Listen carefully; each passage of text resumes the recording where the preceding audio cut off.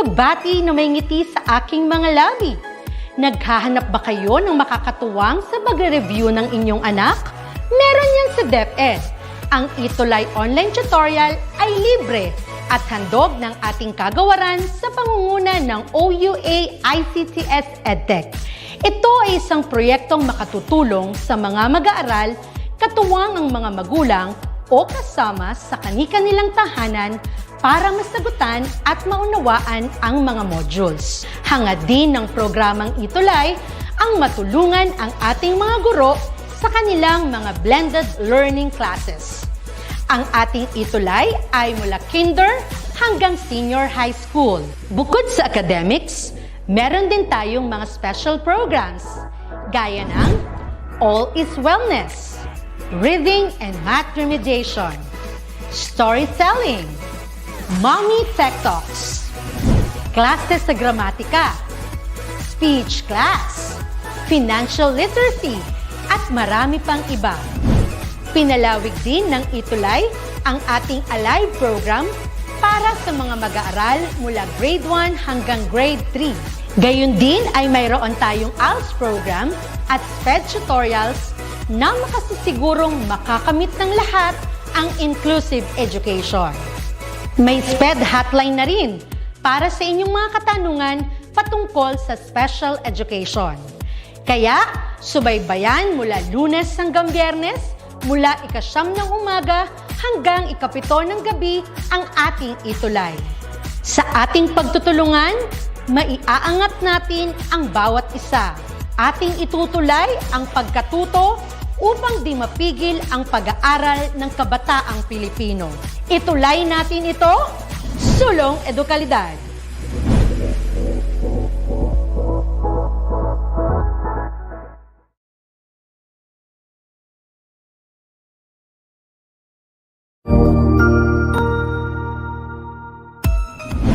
Mabuhay! Good day to all! I am your tutor Madge. Welcome to ETUlay, a free online tutorial, an initiative of the Department of Education, Information and Communications Technology Service, Educational Technology Unit, ICTS EdTech. This program is aimed at helping and assisting learners from kindergarten, senior high school, ALS, Alive and SPED learners. Aside from answering the modules, the ETUlay is offering programs which you will surely look forward to. Together with our parents and teachers, the ETUlay will bridge the gaps where difficulty and ease meet in learning new knowledge and skills. So, let us prepare our modules, pen and paper. Ready your mind to see and hear worthwhile and interesting lessons. Let us now study and learn, together with our volunteer online tutors. Tara na!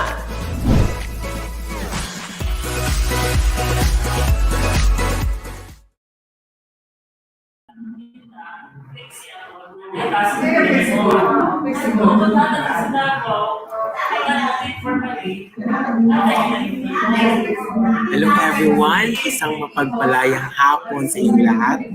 I know that everyone is so excited for our afternoon session for this ETUlay online tutorial program ng grade 7. Hello, kamusta po kayo? Magandang hapon sa inyong lahat.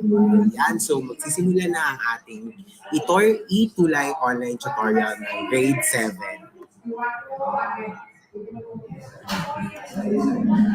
Okay, so once again, sa mga hindi pa nakakilala sa akin, ako nga pala si Tutor Rome from SDO Davao City. Together with me is your mentor as well is Tutor Jen from SDO Davao City.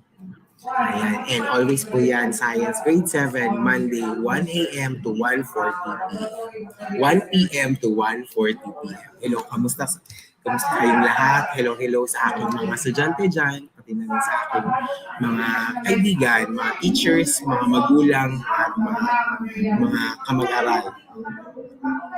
Ayan. So, before we proceed to our lesson, we will have the recognition of our tutorial or tuties. Who say tuties of the week? Okay. So for grade 7, we have first, I would like to to congratulate. Yan, we want to congratulate Renz, Diver, Jay Calianta, grade 7 Mark, section Mark, from School Imelda Integrated Secondary School, Division of Malabon, National Capital Region, and his science teacher is no other than Ma'am Jaris de la Serna, and his parents is Mr. and Mrs. Calianta. Ayan, congratulations, friends. Ang galing. Ang ginawa niya ay gumawa siya ng video presentation with using his voice. So congratulations, friends. And next is also our learner in F. Bangboy National High School, Xavier M. Rafael, grade 7, section Begonia, and our very own from the division of Davao City. Congratulations, Region 11, and yours truly, his science teacher is Robert R. Garcia, with his parents, Mr. and Mrs. Rafael. Ginawa naman ni Xavier ay gumawa din siya ng video presentation and para siya nagre-report. Kaya congratulations, Xavier. Ang galing mo.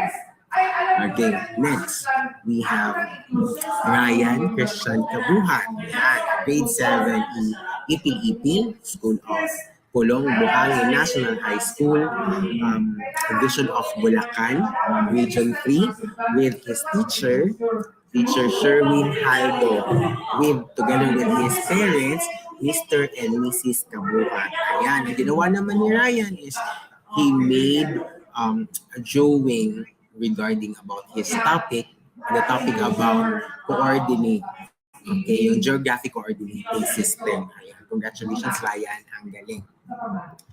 Next is, we have Ariza Zaidain T. Gaza, a grade 7 learner, Section Del Pilar. School is Pampanga National High School, Division of San Fernando, Region 3, with her science teacher, Teacher Krija Luis Q. Garcia, with her parents is Mr. and Mrs. Gaza.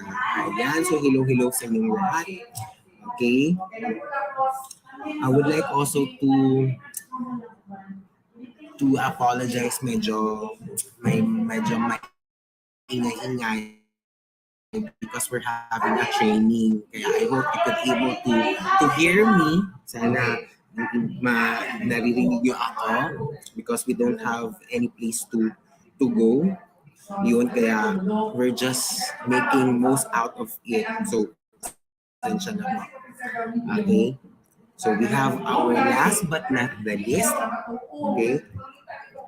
Our last but not the least, Chuti.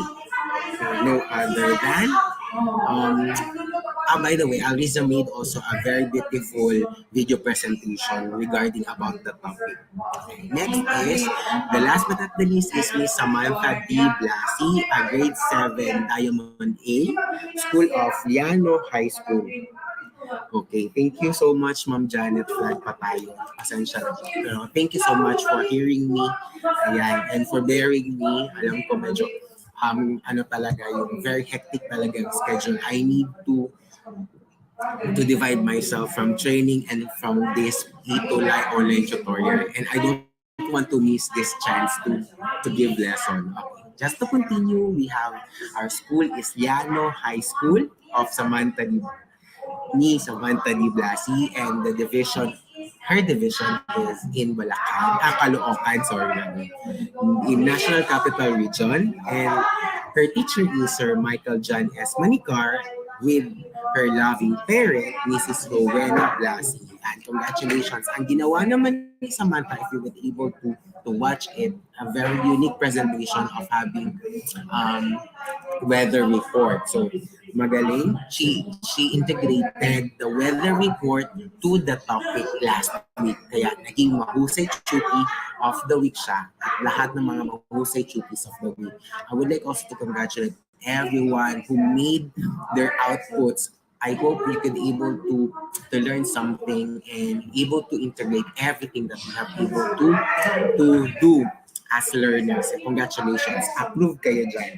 Yeah. So for the second week, we would like to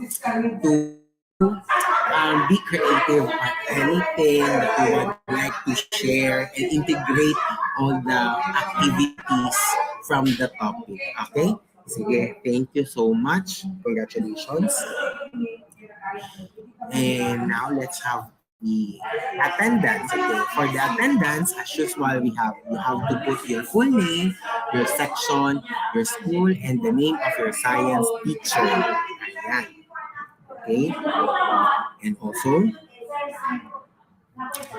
you have to share our live session now on your social media account, in your class group chat, and your FB groups. And then don't forget to tag two friends. Okay, and then you have to add two friends. Yeah, more than if you want.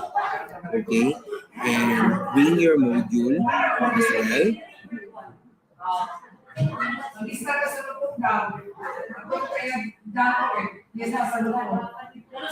Okay. And bring your module and your pen with paper as we're going to learn about this session. Okay. I would like to welcome you all once again to our ETUlay. Okay, so our topic for this is for Science 7, we have quarter 4, week 2 na po. I would like to correct, sorry. It's quarter 4, week 2, and the topic is about Earth's natural resources. Ayan, so sa lahat ng mga estudyante dyan na nakikinig, keep listening. Maganda tong pagtuunan natin ng pansin kasi napaka-importante po na malaman natin what are the natural resources of our planet, which is the planet Earth. Okay. Next. Okay, so for the information of everyone, our module was taken from the development team of Davao City with the writer Irvin John O. Salegon, and the editor is Ma'am Sherry May S. Alquizar, with the reviewer is Ma'am Genevieve M. Pipito, of which our tutor. Yes, our grade 7 tutor. Hello, shout out to Ma'am Genevieve, Ma'am Jen. I hope you're okay and you can able to, go. Okay? Sige. So, let's begin with our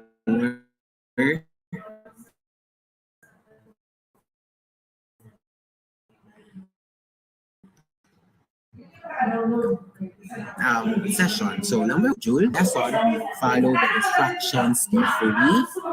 Third, use a clean sheet of paper for your answers in each activity or assessment.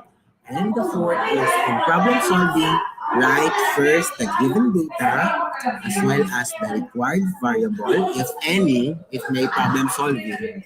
Okay? And five, if this is not necessary because we are not going to do some figures. And six, be honest when doing the activities, record only what you have really observed. And number seven is take the post-test prepared at the end of the module. Ayan. And the last one, you can check your answers in the activity because our module is a self-learning module. So you can able to check your answers if your answers are correct from what you are answering. Ayan. So thank you so much sa mga nag-comment ha. Maraming salamat sa inyong lahat. So keep sharing and keep watching guys.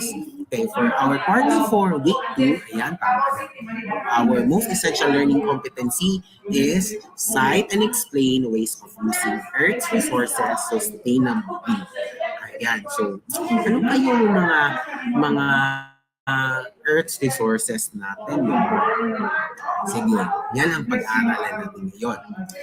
Okay, so we have 3 learning goals. Number 1 is identify Earth's renewable and non-renewable natural resources. Okay, so number 2, enumerate ways by which Earth's natural resources are destroyed. And the last one is we have infer practical ways on how to sustainably use and manage Earth's natural resources.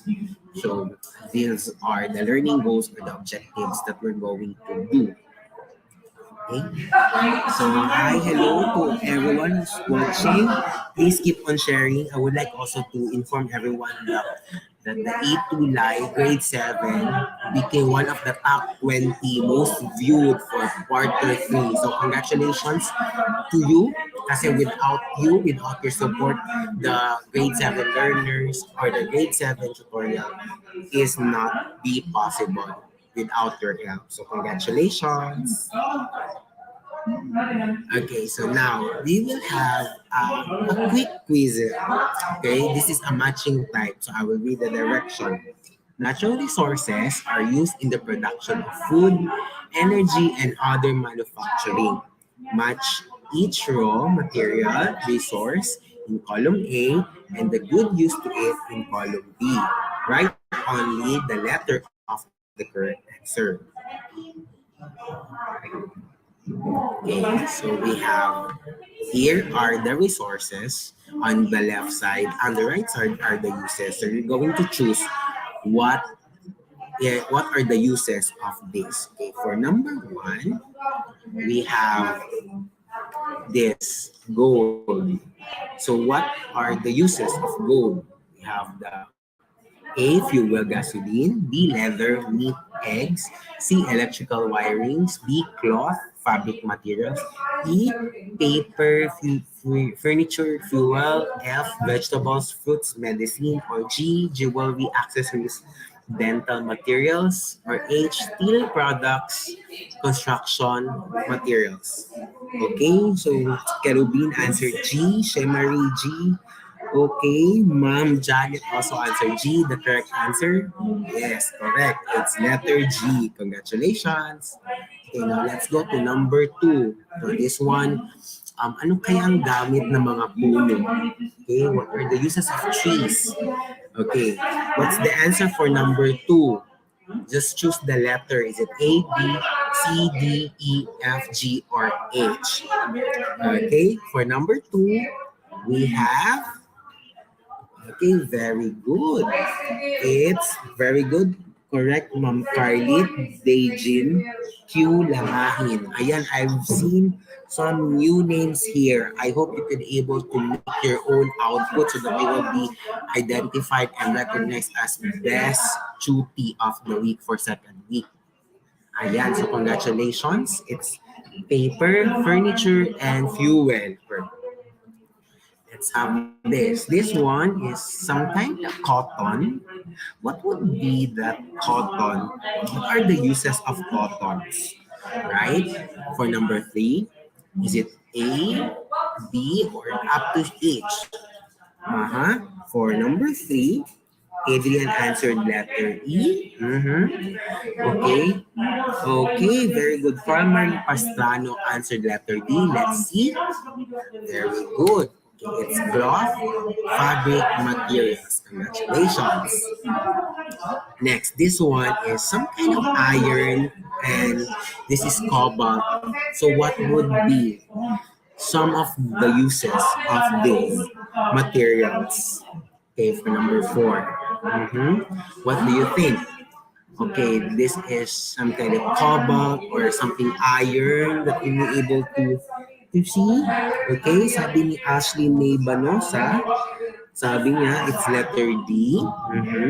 Answer din ng Ma'am Janet, answer letter H. Let's see. Okay, very good. It's H, steel products, construction materials. Yan. Okay, next we have number 5. What's this? This is fossil fuel, and it will be materialized to become what? Okay, obviously the answer for this is letter A, fuel gasoline. Yan. Very good. Tama si JM Latignon. Hello JM. Okay, the last which is number 6. What would be the uses of these vegetables, plants, fruits? So for number 6, Is it fuel, leather, electrical, cloth, paper, vegetables, foods, medicine, jewelry, accessories, dental materials, or steel products, construction materials? Okay, the correct answer is letter F, vegetables, fruits, and medicine. Okay, thank you so much for your answer. I hope you're still with me up to the end. I know there is some kind of noise background, but please bear with me na lang as we go along with our lesson because I am just using the room of which I don't know na dito pala sila magpasok. Anyway, sige. So, thank you for listening and thank you for still watching. Okay. Meron pa palang isa. Okay, may number 7 pa. Okay, what would be the answer for number 7? A, these are chickens, these are cows, may pigs, ducks, goats. So ano to siya?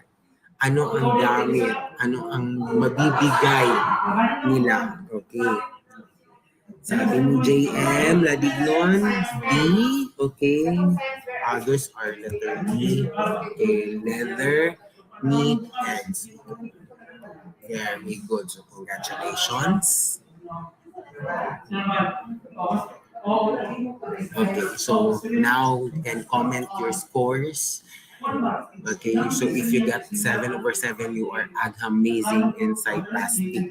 Yan. So shout out for ginawa ng grade 10 na nakikuha lang din ako ng graphics. Thank you so much, Sir Rainier and Sir Sir Vidal. Ayan, thank you so much. Okay, so as you can see, we discussed about last week. We discussed about the longitude and the latitude, the locations of each country and each places. Now we're going to dig more about our Earth's resources because our Earth is our home. It is very important that we need to know what are the natural resources that we have in our Earth. And since it's our Earth, that is our home. No other planet that we could live, but only our planet Earth. Okay? So when we look around, okay, imagine you are in a beautiful place like this photo. Serenity, it's serene, it's silent, it's so nice to hear the birds, the chirping of the birds, the trees, the green and the green grass and everything. It's very nice to experience, and then the cold water from the lake, diba? Imagine those are the things that we experience that we have in our planet Earth. And all of this have what we call the natural resources. Okay, so natural resources. Ayan. So what do you mean by natural resources? And why is it called natural resources? Okay? So yun ang ating pag-uusapan ngayon. Natural resources. Natural resources are used to make food, fuel, and raw materials to produce goods. All the food that people eat comes from plants or animals. Coal, natural gas, and oil provide heat, light, and power as natural resources of energy. From the past that I gave, from the pre-test that I gave, those are the examples of the natural resources that we have, and it will be processed. It will be processed by humans to make it more useful, right? And that those are the natural resources. However, natural resources are divided into two. We have the renewable resources and the non-renewable resources. Okay. So I created here a cute mascot, which is our here. Okay, I will be using my circle. Okay, this one is very cute. His name is Earthy. Yeah, see Earthy. Okay, So it is, sabi niya, it is important for the Earth's resources to stay in balance. Some of the materials that can be replaced in a short time are called renewable, while some which can be replaced slowly or not all are labeled as non-renewable. Okay, so again, the natural resources are divided into two, the renewable and the non-renewable. If the renewable resources can be renewed, okay, replenished or regenerated. So it means pwede pa siyang magkaroon. Okay, ma-renew siya. Hindi siya nawawala. Okay, it could be replaced, it could be regenerated. Okay, pag sinabi namang non-renewable resources, it exists in a fixed quantity and can be depleted much faster than they form. So therefore, this is non-renewable kabaliktaran ng renewable. Meaning, hindi na siya, pag ito'y nawala na talaga. It will be replaced but in a long period of time. While in renewable, mawawala siya pero mabilis siyang mapapalitan. Pero pag non-renewable,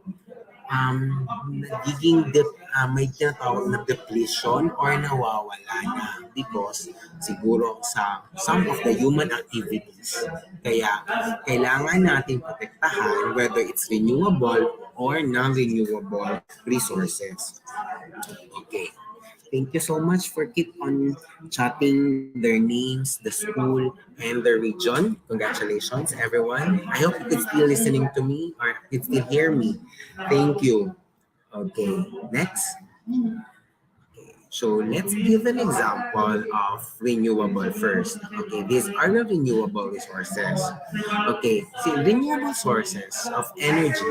Okay, we have the energies whose source never runs out. We have the tidal energy because of the some of the tides or waves. We have the wind energy coming from the wind, and we have the waste to fuel or the to going to biomass. We have the hydroelectricity, which is coming from the water and from the forces like waterfalls, solar energy coming from the sun, and we have the geothermal energy coming from the heat of the soil or the land. Yan. So these are renewable energy na pwede pang mapalitan pag ito na replenish. Okay? At ito naman yung mga resources, natural resources na non-renewable. Okay, so these are, pag ito'y nawala, matagal siyang ma-replace. Okay, we have the oil, we have the natural gas, we have the coal, and we have also the fossil fuels. Okay, so pag ito'y mawala, matagal siyang mag-replenish, matagal siyang mag-regenerate. Kaya there's a need to protect our natural resources. Kasi merong mga non-renewable resources. Okay? So, let's go. Since we already know the importance of the natural resources because it helps us in our needs, in our day-to-day needs, we need to protect all of those. However, it is very alarming yan. Umiiyak na si Earthy. Yan, umiiyak siya. She is crying because of the depletion of natural resources. Say depletion, it means that pagkawala ng ating natural resources. Okay, yan. Bakit kaya? Yan, so this photo shows people or a person is keep on digging natural resources, and meron din tayong sad din yung earth natin kasi because of the factories. Yan, because of the factories that we had. What else? We have also, okay, thank you so much, Ma'am Janet. Okay. So, Bakit kaya siya sad? So let us read. Okay, basahin natin ha. Sabayan niyo akong basahin ang ating nakasulat dito. Ayan. So metals like copper, iron, and aluminum are abundant on Earth. But people are using them up fast. They have to dig deeper into the ground to get what they need. It takes millions of years for dead plants and animals to turn into fossil fuels. We have a lot of resources to meet and needs. Some of these resources are infinite. Other resources are renewable, but it takes time to replace or replenish them. Unfortunately, the rapid consumption of these raw materials by our expanding population has led to the exploitation of natural resources. Exploitative attitudes of humans rapidly reduce the availability of natural resources. So that's why our earth is so sad today because of what we have experienced. People are abusing. Okay, there are some people, hindi naman lahat, there are some people who are abusive in nature that they need to dig more to dig more natural resources that without knowing that these natural resources could be a non-renewable and it could replenish a very long period of time. Okay, so yun, it's very sad to know. Okay,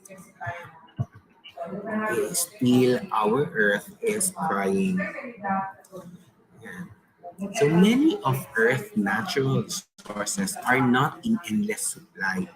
Thus, there is a call to conserve natural resources to make them last and be available for future generations. This is what sustainability of resources is all about. So therefore, there is a call to action on how we are we going to end and to help our natural resources to conserve. Diba? Kasi our earth is crying right now, right? So thank you for listening, everyone, and keep watching. So there is still time. We have many time to help our earth and environment. Okay, and there's still hope. So don't worry, kids. There's still hope.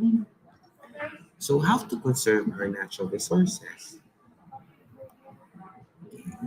First is to conserve natural resources, is to protect or use them wisely without wasting them or using them out completely. So there are some things that we need to be in balance of using our natural resources. Okay, number one is the one initiatives in our school that we made is recycling from plastic wrappers to armchairs. So we collected all the plastic papers and plastic no not papers but plastic um, all the plastic materials and be collected and give it to a manufacturer that creates armchair that using plastic wrappers or the main ingredient is plastic wrappers. So we made that one in our school.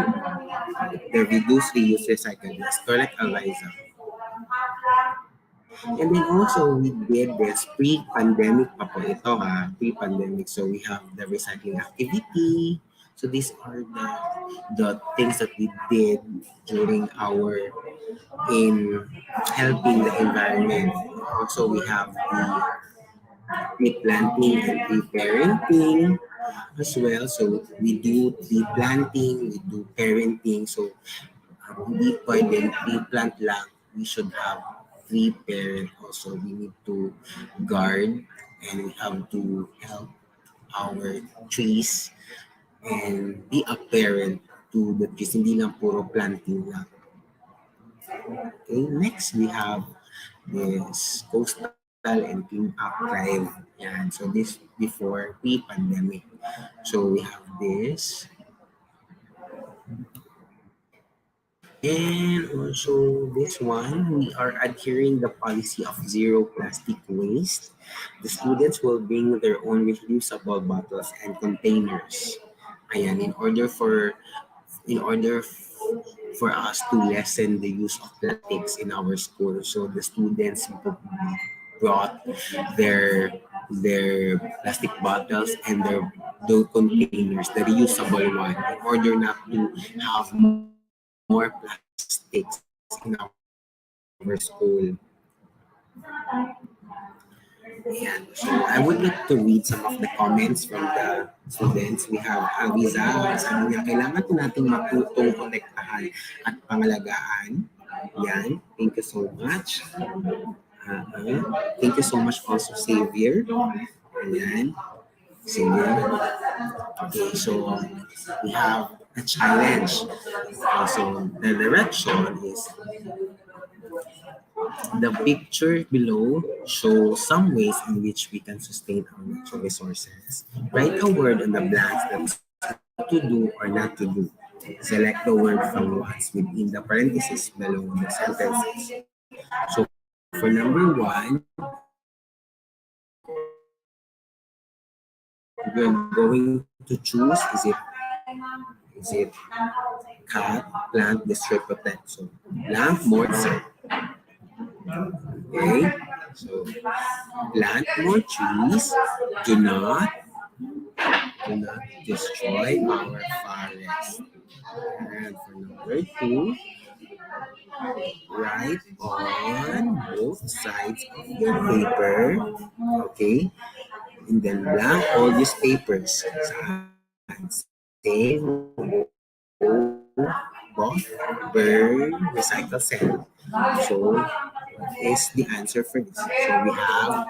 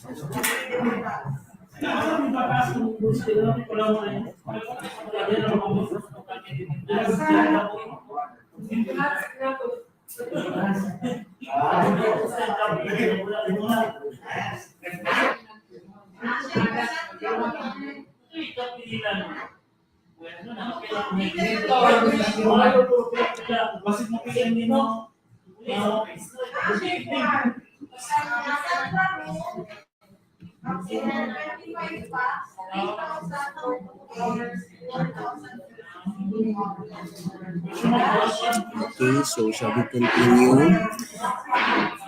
Medyo bilisan na lang natin konti. So people can blank, save, both, burn, recycle, or sell. The answer is sell them. People can sell them. We have number three, turning off your lights when not in use is a simple way to help blank, to help save blank and protect the blank. Save energy and protect the environment. For number four, catch fish with a blank with a net. Do not use illegal methods of fishing like using dynamite and cyanide. Okay, so all of your answers are correct. Congratulations. Okay, meron ba? Running and walking to go to a nearby place instead of riding a vehicle is a great way to exercise and to save fuel consumption. And lastly, blank water. So it is conserve water. Okay, so now we're going to have our multiple choice. Can we post your scores later? For a moment. So let's start. So just choose the letter of your choice with your name as well. Question number one, what are natural resources? A, it is used for energy. B, it is naturally available. C, meets people's need. Or D, all of the above. What's your answer? Okay, the correct answer is letter D, all of the above, because all of these are the definition of natural resources. Next, we have what kind of resources are fixed amount and takes a long time to be replaced? A, limited, B, non-renewable, C, renewable, or letter D, unlimited. Okay, again, what kind of resources are fixed amount and takes a long time to be replaced? The correct answer is letter B, non-renewable. Okay, the last question, number 3, what kind of resources can be replaced, replenished, and regenerated? A, limited, B, non-renewable, C, renewable, or letter D, unlimited. Okay, the correct answer is renewable. Okay, very good. So that is the last question. So kindly count the number of correct from the challenge up to the multiple choice. So how many scores do you have? Yeah. So congratulations, you are an amazing and successful. Okay, before we end our ETUlay, I would like to have a science code of the week. Okay, we have to take care.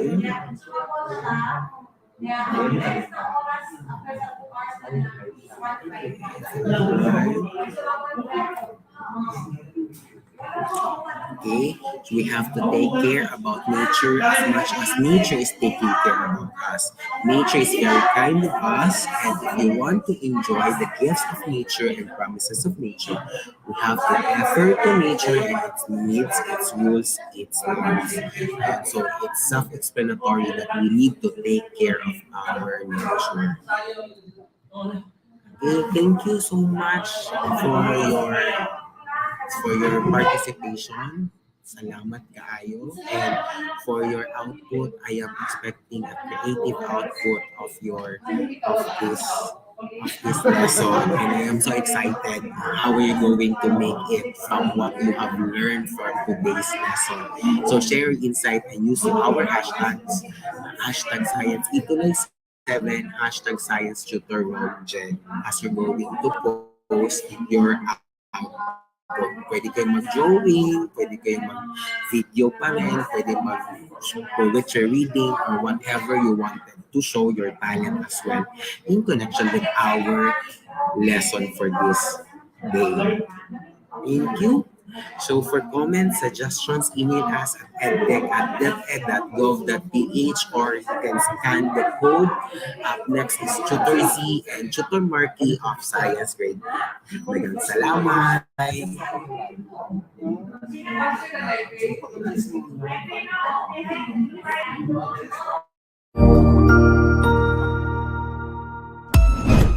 Ang husay naman! Natapos mo ang iyong tutorial session kasama ang iyong mahusay na ETUlay tutor. May bago ka bang natutuhan? I-share na yan gamit ang hashtag ETUlay Level Up. Huwag aalis ha, dahil may susunod pang programa na pwede mo ring panoorin at salihan. Dahil naghihintay na ang iyong mga tutors. Happy learning dito sa ETUlay!